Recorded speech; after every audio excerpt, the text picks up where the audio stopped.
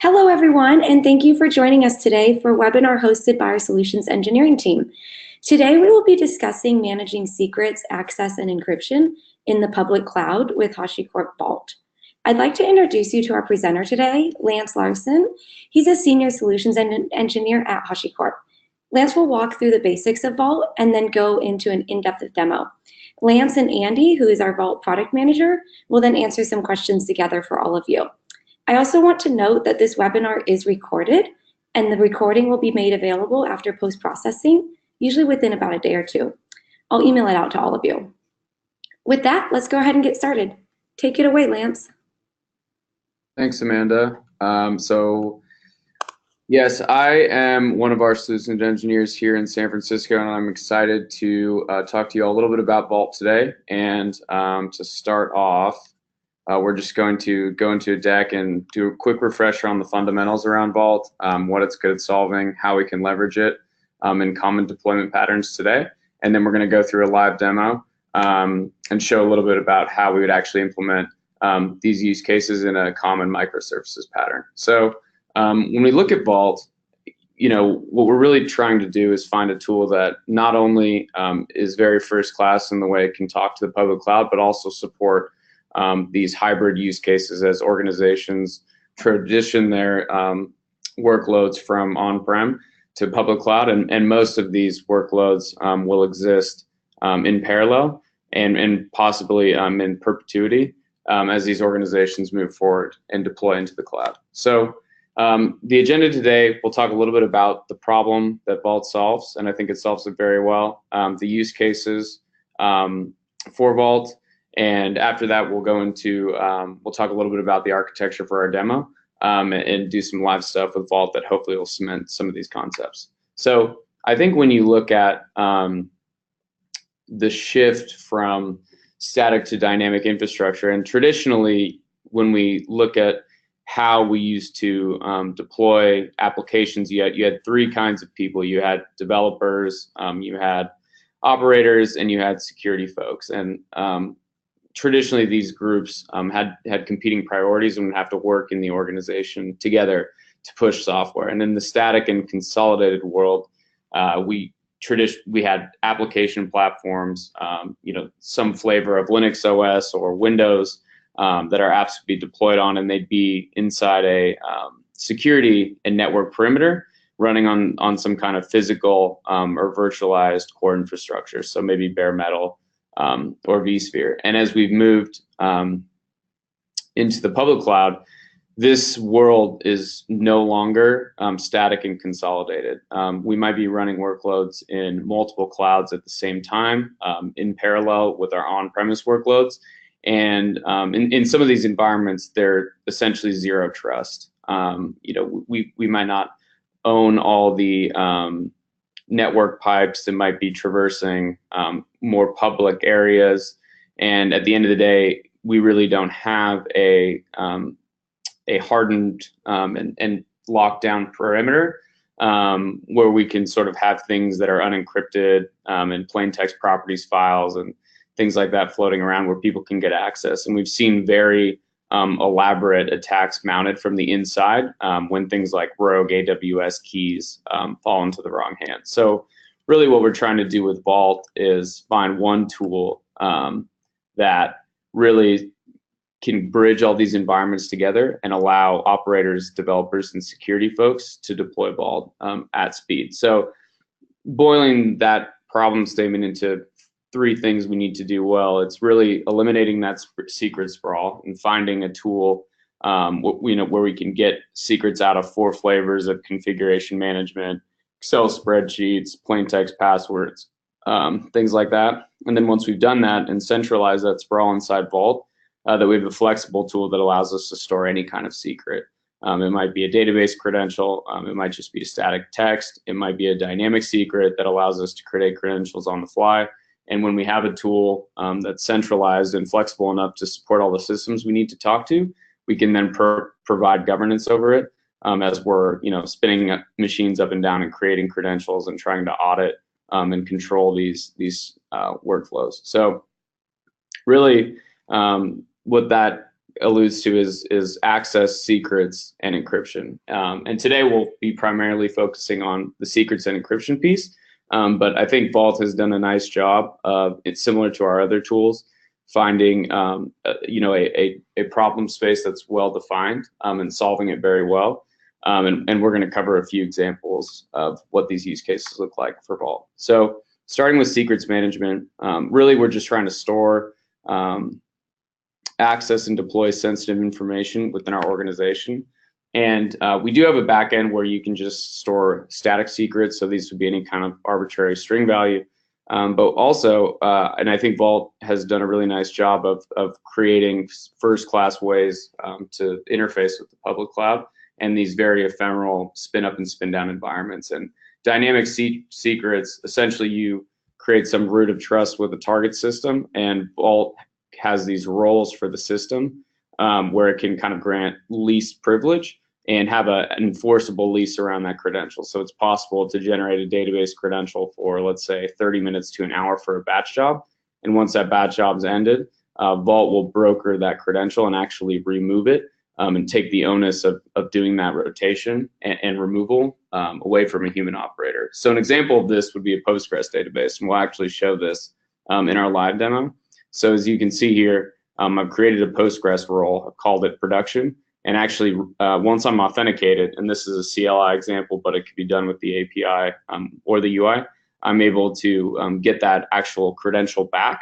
And this is good for, I believe, an hour based on that lease duration. And it's renewable. So if it's a long-running app, it can continue to remove that credential. If it doesn't renew it, that credential gets removed out of rotation. And this is all handled centrally through Vault. So we support many dynamic secrets. We have an awesome community that helps us build these, and as these become more popular, we try to merge these into our main line. So Oracle, as an example, a lot of the database backends, these are already part of our core open source offering. And if you have systems that you're looking to interface with that aren't already available, we have an easy interface for you to build that kind of workflow into those systems. And the next one we'll be talking about is encryption as a service. So when we look at encryption as a service, it's really just, how do we give developers and operators, InfoSec folks, access to encryption services without getting any access to the underlying keys. So what's nice about Vault is you can authenticate in any sort of way that application can talk. Maybe in Kubernetes, you use the Kubernetes backend. Maybe in Nomad, you get a token injected. Maybe you're deploying on bare metal. And you have an app role set up that works with some of your existing deployment tools.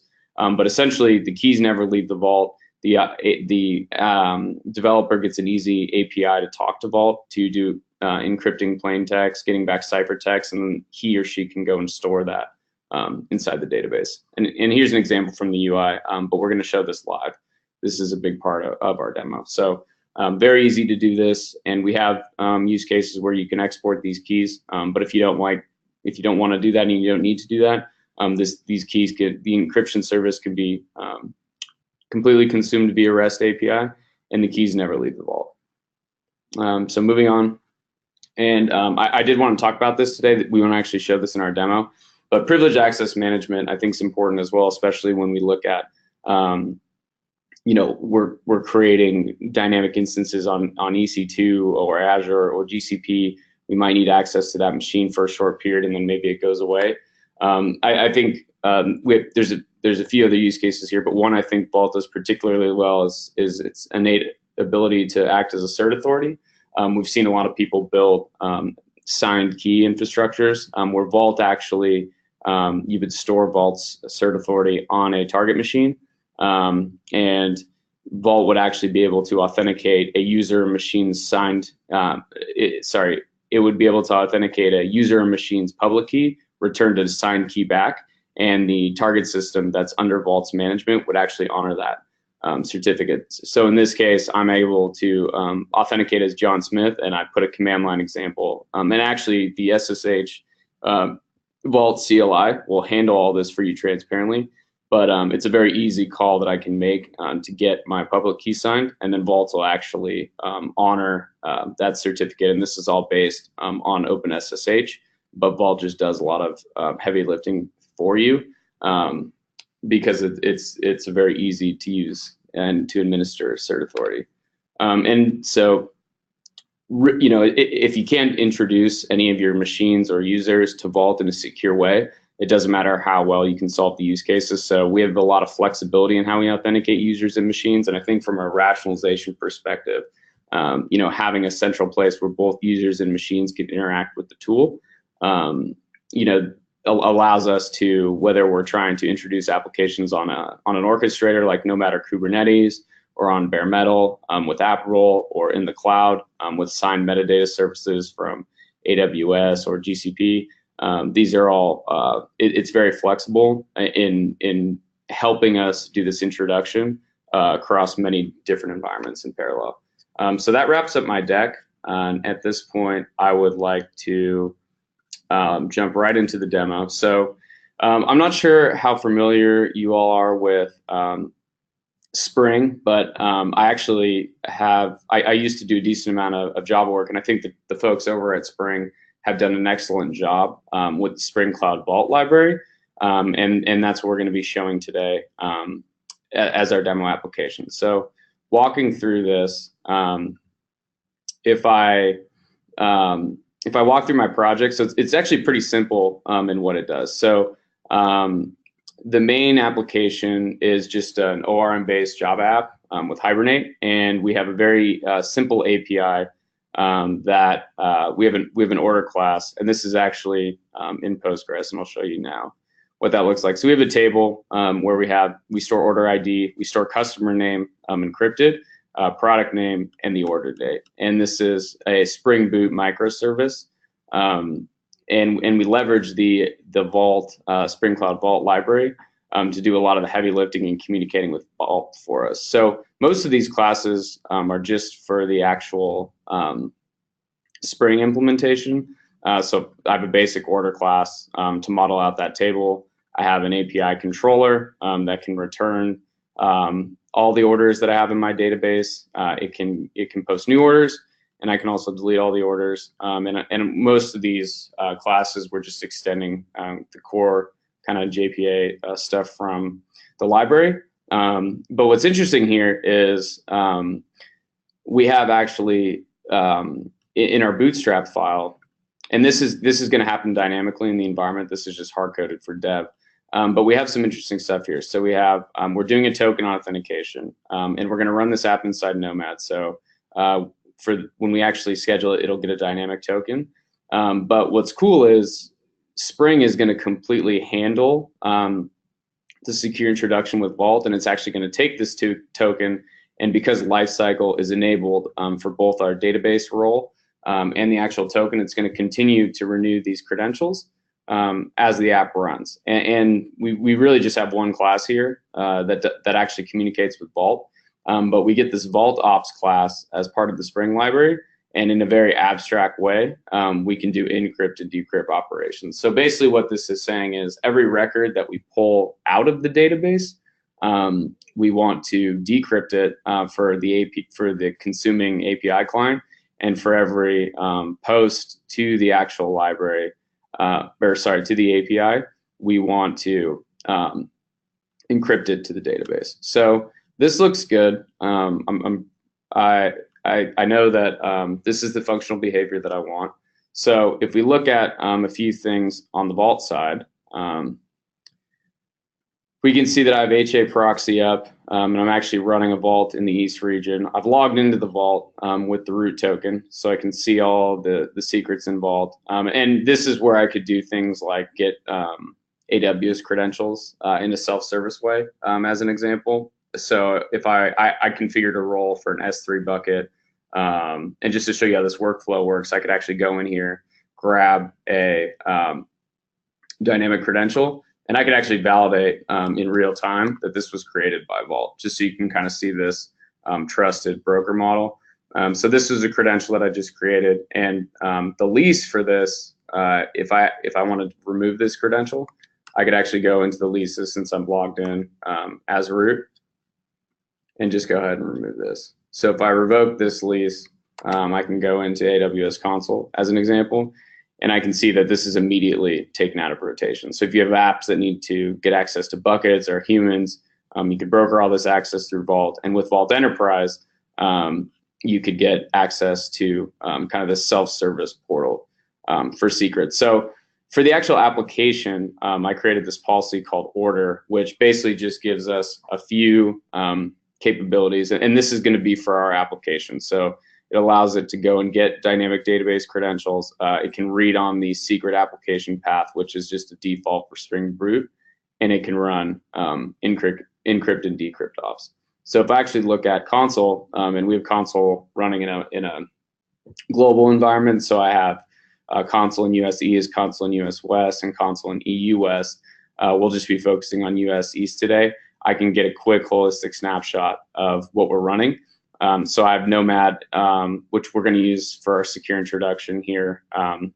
Client and servers in this environment. My Spring app's actually already running, and I have my Vault up as well. And we're actually using Fabio, which is a console-aware scheduler, to do some load balancing into the AWS environment. So if I go into Fabio, I can see that through console, it was able to dynamically do some routing for us and help us get to this API.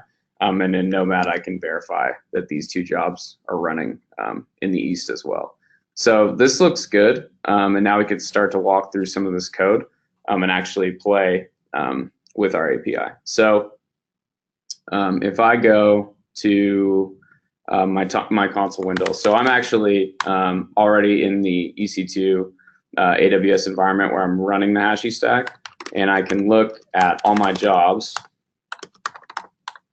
And I see, looking at all my jobs, I can see that Fabio and Spring are running. And if I want to drill into the Spring job, I can see that I have one allocation place. And actually looking at this job structure is probably important here. So just to back up, this is actually what we're running inside the AWS environment. So I'm targeting this job at the US East region. I built that Java application that I was showing you and pushed it to the Docker repository. And I'm actually using Nomad to dynamically template some of this information out. So as you saw earlier, when I was showing you this project actually inside Eclipse, when it's running in our actual cloud environment, we're doing some different things here. For one, Nomad is actually going to generate a new Vault token for every job that's placed.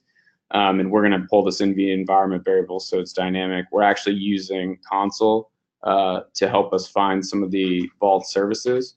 And all this stuff is, and this is important because as we, if we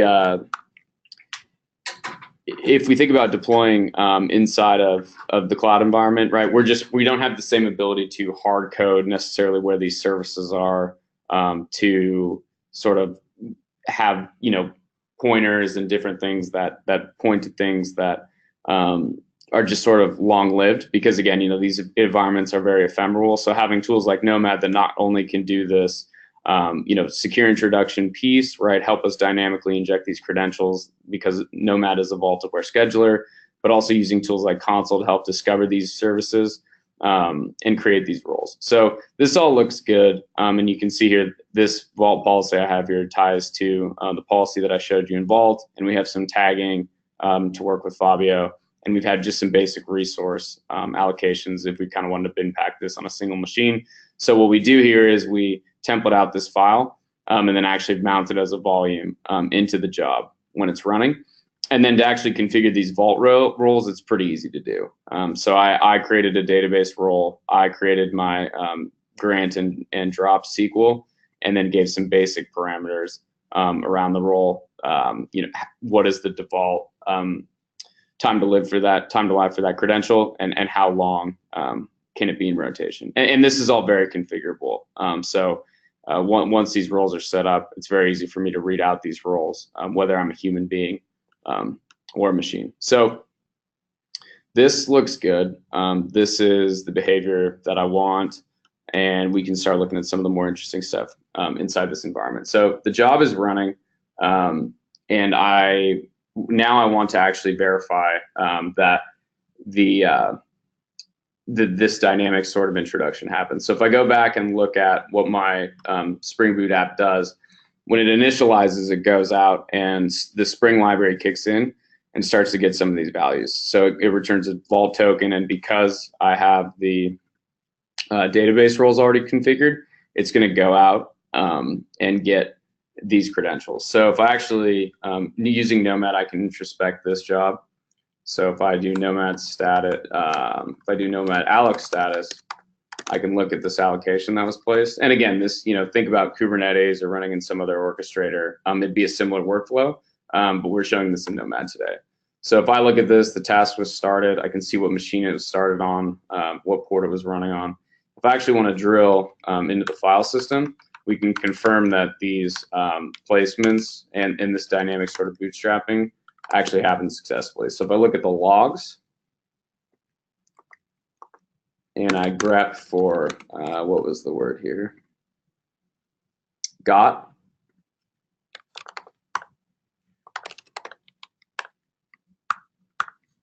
Try to make that a little bigger for you all to see. So this confirms that I got a dynamic vault token, and then I also got a user and a password. And this might be a little hard to see. It's hard to zoom this inside of pgadmin, which is just how we're looking at this Postgres instance.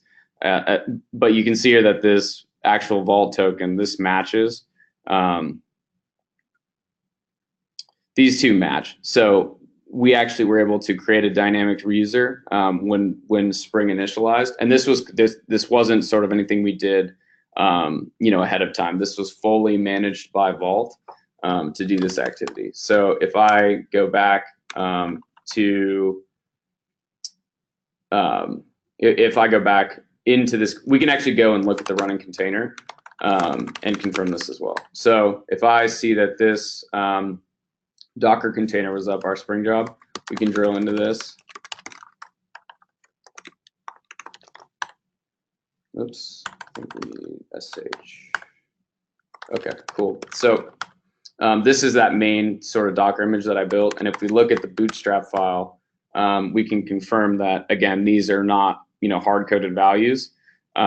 Everything that we're seeing, that database user that we got, that token that we got dynamically, this was all done driven by this Nomad configuration for the job.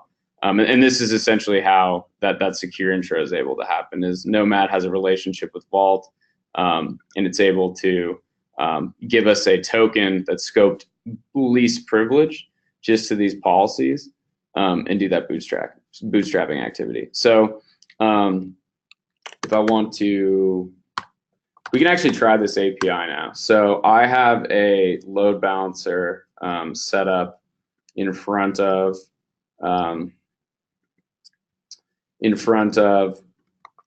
that Spring job. So basically, there's a load balancer that sits out and does health checks on Fabio, running in kind of like a high availability configuration. So I think if we run a get in here, it should return us all the orders that we had today.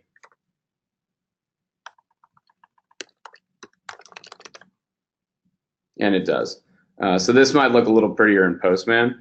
But what I want to call out here is because we have, let's try it in this. So today I have these 4 orders, and I can post new orders to this, which we'll do in a second. But this maps one-to-one with the orders that we have inside our database. But what's cool here is that because we're using Vault's transit services, and you could combine this with some kind of transparent data encryption at the database level. But what's happening here is because we have this class where we're actually, and again, I think it's important to call out that if you were already, say, a big shop that was using Java and had this kind of model, it would be very easy to just create a Vault class and sort of bootstrap your Spring configuration. In fact, really, the only thing that brings Vault into this is that bootstrap YAML file, the dependencies in the class path, and then adding this converter class.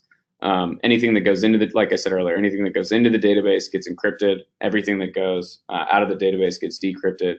And at the API level, this happens transparently to the user. We can just add an order to create a new one. So if I want to, let's see here. let's post.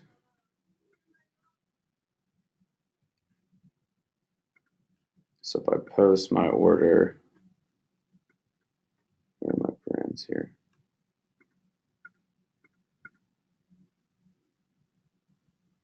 So I just posted, I'm trying to, I think my, oh, there we go. I just had to scroll up there. So I'm going to add another new order. So Andy's going to join us. So let's say I wanted to order Nomad, and then Andy wanted to order Vault with an HSM. I can post these two orders to our API. We get that immediate acknowledgement back, but none of this information is encrypted till it actually gets to the database level. So I can confirm that these two new orders were placed. I see my order for Nomad. I have some other ones for Amanda, Andy, and myself. And then I can confirm actually that these orders are in the database, but I can't actually see any of this data.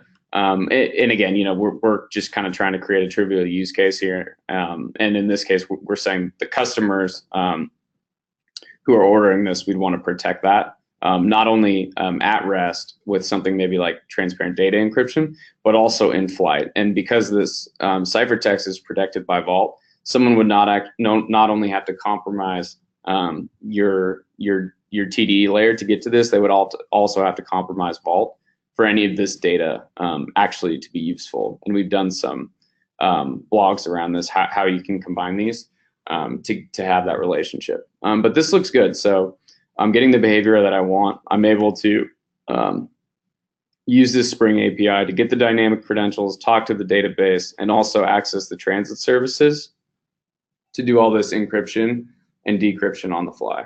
But you know, let's say we had a use case where we wanted to potentially come in as a user who has access to this value, and sort of again have, you know, users and machines proving their identity to Vault and then acting on the same information. So if I go back to my Vault UI, I can go into this transit backend, which we mounted, and I can actually decrypt any of these values without any access to the underlying keys. So if I wanted to copy, let's say this, I was curious who, you know, bought this Vault HSM, I could take this encrypted ciphertext, put it back in the UI, and decrypt it, and get the name of that customer. So because both the human and the machine user have access to the same policy, even though they're proving their identity to Vault in different ways, they can consume these same services. So I think that's very powerful, you know, when we talk about it from an organizational perspective, doing a sort of tool rationalization across Vault, both for the actors, whether they be humans or machines, and the use cases, secrets, access, and encryption, you know, where we can kind of all do this in one place. So Amanda, at this point, I would love to open, I know we covered a lot of material there. I'd love to kind of open this back up to the audience and potentially, you know, dive in deeper anywhere in the demo where there's questions, or just answer some questions in general around some of the functionality that we saw today.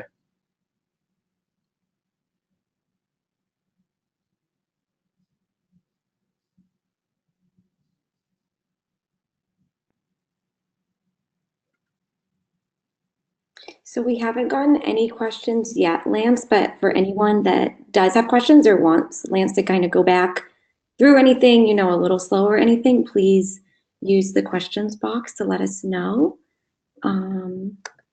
There's one, Lance, I'm gonna paste in for you.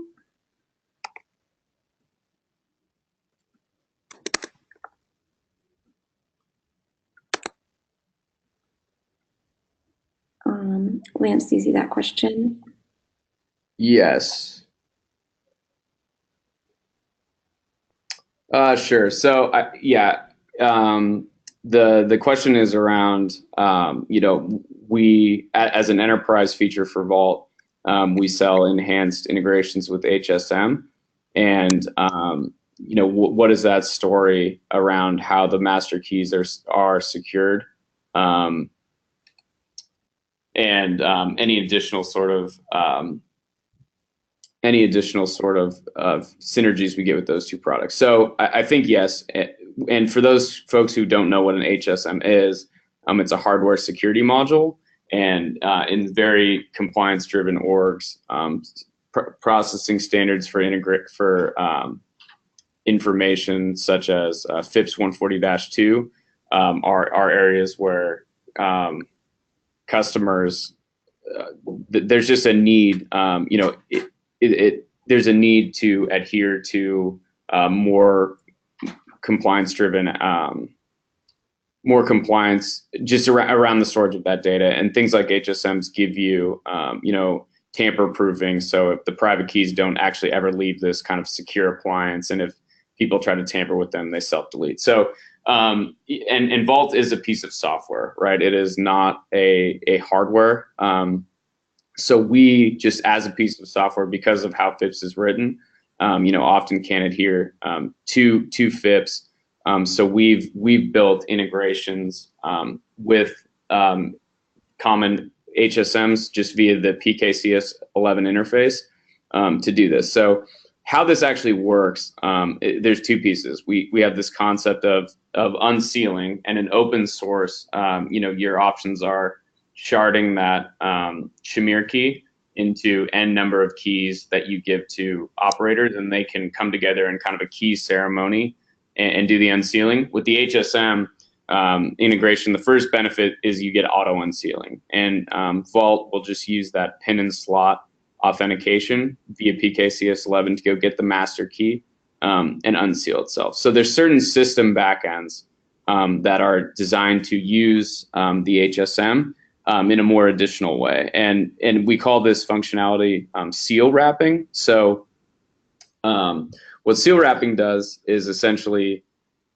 you have you round trip through the HSM before that data is ever stored at rest in for example, console.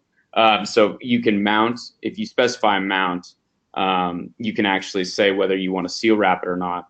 And if it's seal wrapped, anytime anything is put into console, let's say, it'll round trip through the HSM, and there's an additional encryption that goes through that module before it's at rest. And we've actually had Leidos look at that integration, and they evaluated us around the critical security parameters for key transport and key storage, and determined that we were FIPS compliant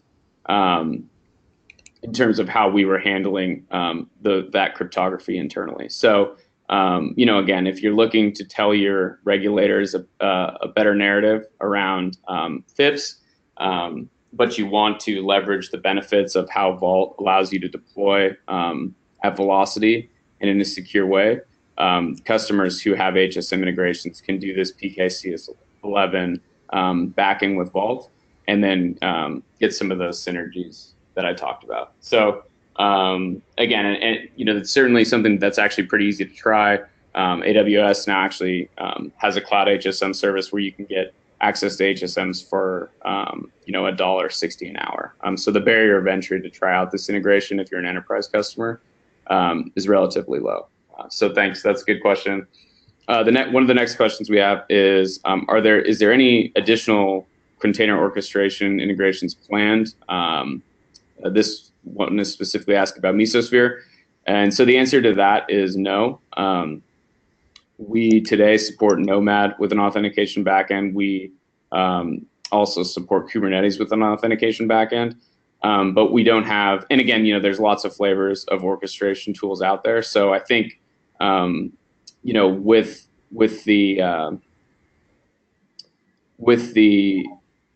the ease of building in things like app roll with some of your existing deployment solutions that you have in place for orchestration, it's generally not that much code to just do sort of your own bootstrap in a Mesos environment, as an example, versus us trying to go out and build integrations for all of those orchestrators. So today, no, there's nothing on the immediate roadmap in open source around that. And then, so the next question is, for Oracle credentials, so I don't actually have an example of generating an Oracle credential, but if you'd like, you can go to our documentation, and there's plenty of examples on there of how you would do that for how you would generate an Oracle credential with that backend. And the next question is, how is open source Vault different from Vault Enterprise? So that's a good question. Just give me 1 second here, and I will bring up just kind of a column comparison of Vault Open Source and Vault Enterprise, and we will talk through that. Just give me 1 second here.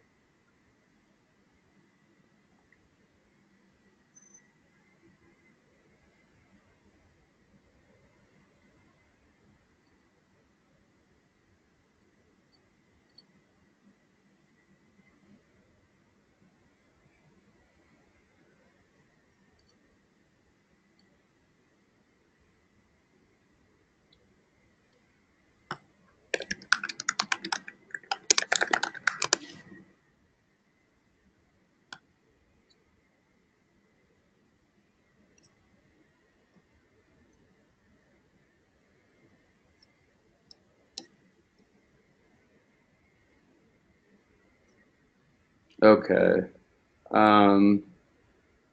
Let me share.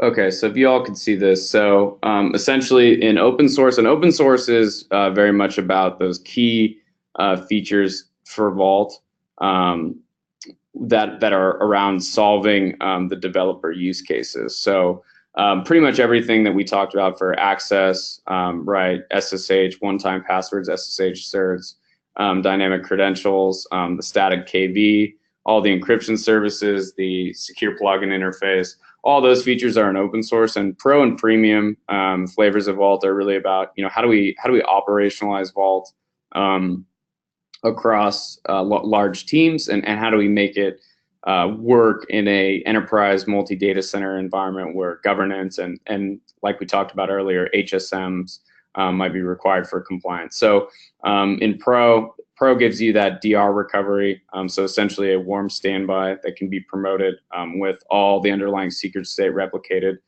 plus leases and tokens. You get the UI, you can manage the cluster, those replication relationships through the UI. You get unified identity, which is a way to tie someone's authentication through multiple backends to a single identity. So you can manage that policy in one place instead of across all three backends. You can unseal in the UI. And we also have cloud auto unseal, where you can actually use today GCP and AWS to auto unseal the vault and get additional seal wrapping at rest from those environments. And in Premium, we have the HSM integration I already talked about, performance scaling, which those clusters share the underlying secret state and actually can respond to client requests. Mount filters for data sovereignty. How do you restrict certain replication data to maybe adhere to things like GDPR? And then enhanced MFA that's centrally managed for multiple providers. And then you also get our Sentinel policy as code engine on top of it. So again, open source very much about the developer, Enterprise Pro about those large teams, and Enterprise Premium is really that large multi-DC governance and compliance use cases around Vault. So that was a great question. Thank you. And then going back to our next item here. Let me pull this up. So the next question: how can we use the KV backend and console as storage for the secrets we intend to protect through Vault? Is it possible to use both the KV and console together? So really, in Vault, when it's running, it doesn't. It's supposed to sort of proxy away the actual storage component of the solution away from the user. And when we talk about things like replication, console console actually has no idea that it's in sort of a replicated environment. All of the core replication logic is built through the actual core Vault code. and it uses Merkle tree indexing and write-ahead logs to stream those replication events and confirm them on the secondary. So Vault doesn't expect its underlying data to be modified out from under it, and that can actually create problems. So you shouldn't manipulate console directly in any way when you're using Vault. And the next question is, how do applications talk to Vault without human interaction? So, and that's what we showed, right, when we were looking at that config file. In the Nomad job, that's something that we were declarative about. We declared what policies the application should get. And when that job runs, Nomad has a periodic Vault token that it was using to actually create tokens on behalf of the applications that we were onboarding. So there was absolutely zero there was zero human interaction in that flow. And that would be similar in Kubernetes, or if you built your own integration with AppRoll. So for all those secure introduction use cases, there's no actual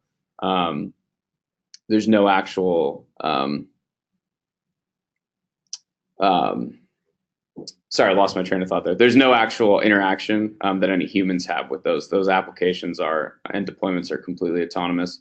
The next question is, how can you back up a Vault cluster and restore on a different cluster for DR? So again, we as a company provide enterprise users with out-of-the-box DR, and it's again built very elegantly with Merkle trees and write-ahead logging. It does not involve the manipulation of console at all. And again, as I was saying, it may appear to work, but tools like console replicated manipulating console directly actually is dangerous and can result in data loss and many other issues that you wouldn't want in a production environment. So really, the proper way to do DR would be to consume it as an enterprise customer, or if you tried to roll it yourself in open source, you'd essentially wind up with a fork of our open source code that acts in the same way. And I do advise people that have DR to use console snapshotting just as a backup, because that replication is immediate. So if someone does something destructive, it'll be immediately replicated to all those DR secondaries. But snapshotting alone, the interval that you would have to take snapshots to protect production workloads isn't really feasible. So the correct way to do DR would be to consume it as an enterprise, or you'd wind up with a Vault-aware fork of that application code. So the next question is, when would I use Cubule backend and Transit backend? So Transit backend, as I showed, anytime you have the need to encrypt data at rest and at flight, it's a good choice. The Cubule backend is actually much easier to consume now through the response wrapping API. But anytime you'd want to sort of get a wrapped token that an application would unwrap, it basically protects the value until the final authenticating client can unwrap it. And if anyone intercepts it along the way, the application will get a 400 error. And a lot of people use tools like Elastic and Splunk to actually report on those events. So it's a way of passing a token through systems that may not be totally secure in a wrapped fashion. And again, you can alert on that token if it's intercepted in the process, and potentially revoke it from Vault in an autonomous fashion. What is the best way to secure the PIN on VaultBox to interact with HSM? So I would say that the correct way to do that is through environment variables, and Vault will actually obfuscate the PIN if it's supplied via environment variable. If you have to use configuration files where the PIN and slot are hard-coded, you should be very careful about what operators can actually get to the file where that information is stored. The next question is, I was intrigued to see the SSH key signing. It's different from the SSH backend I saw last I looked at Vault. What's the different with the new SSH backend? So I'm not sure exactly what that is referring to. It might be referring to the dynamic keys backend that we have, but basically due to some just intrinsic issues with how that backend works, we don't actually recommend that anyone uses that. And the new SSH CA backend actually works where Vault as a cert authority in an OpenSSH setup becomes that kind of user trust CA file, and then you get an API CLI UI way to actually get your own public key sign that you already would have on your machine. The signed key comes back. If you actually look at the cert, it has a validity period and a principal, and then the target machine based on OpenSSH and having Vault CA in that file will authenticate you. So that's not something I had planned for today. If anyone wants to stay for office hours shortly after this, and I believe Amanda will supply that info, we can we can do the SSH CA keys demo in office hours. So please, if you'd like to see that, stay around, and we'll cover that shortly here after this session. The next question is how to verify from Vault that the connection to its storage backend using console is still healthy. I would just use console health checking to do that. And again, it's important to note that you do need a healthy cluster to use Vault, because as we're aware with console, if you don't have quorum or you're in a bad state, you won't be able to make any changes to the underlying console state because the machines won't be able to agree on entries. The next question is Vault suitable for securing the file storage? For example, the uploaded documents by the customers. And so the answer is no. The answer is less about is it secure or not secure. Vault and its storage backend is not designed to be a database. So like the example I showed, you should use the transit back. If you wanted to encrypt documents as an example, you should use the transit backend to either export keys, or depending on how big the documents are, to send those as ciphertext and get, or plain text and get the ciphertext back, and then go and store that in an actual either document repository or a database that's designed to secure that material. And the next question is, how are machines authenticated against Vault? Specifically in a dynamic environment where machines come and go on the fly. And so that was one of the examples that we showed, right? We showed a integration with Nomad and Vault, where Nomad actually has a longer-lived periodic token, and that token gives it permissions to create lesser scope tokens. Like in the example that we showed, an order token that gave access to the Postgres database to read and write from that table, and the transit services to do the encrypt and decryption. So, and again, secure introduction is going to differ depending on what environment you're in, but we have a lot of authentication backends to help you do that, right? If you're in AWS or GCP, soon to be Azure, authenticating machine identities with the metadata services that the cloud providers give you in an orchestrator like Kubernetes or Nomad. You could use the Kubernetes or backend or Nomad integration. In Marathon, maybe you write, an init container using AppRoll. Again, so you get lots of authentication backends to help you meet those needs when we're talking about how to authenticate those machines dynamically. And the next question is there an out-of-the-box integration with OpenShift? So OpenShift is just basically managed Kubernetes. So there's no reason that you couldn't, tie into that K8 API server that comes with OpenShift. And just recently, we actually became a certified partner on the OpenShift platform. So you're certainly able to use Vault and those backends on OpenShift if you feel like that's your if that is your place where you're deploying those applications. So Amanda, I think we've answered, unless some folks have some more questions, I think we've gotten through the majority of the material for today in the Q&A period. Yeah, I think so. Yeah, unless there's any final questions, but probably if there are, you could join the office hours that Lance mentioned. If you check out in the GoToWebinar portal under chat, our colleague Brett put the link in there. It's a Zoom link, so it's like a video call meeting, and anyone's welcome to join that. There's going to be a few of our solutions engineers, including Lance, on that call, and that's really a great opportunity to kind of get your individual questions answered and have some of that one-on-one time with all of them. So please join us for that if you're interested. And then, yeah, thank you, Lance. This was a great demo and great questions from the audience. I hope everyone enjoyed today's webinar and was able to learn a little bit more about Vault with public clouds. And thank you to everyone who joined, and a big thank you to Lance for his time today.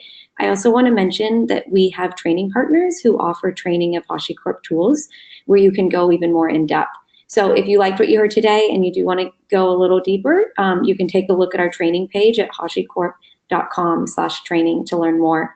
And again, those office hours, that link is in our chat. And finally, as I mentioned at the beginning, this webinar was recorded, and we will make the recording available on our website after processing. I will send an email to everyone who registered with the recording link. You can also keep your eyes out on Twitter, where I'll post the recording link a little later today. Have a great day, everyone. Goodbye. Thank you. Thanks.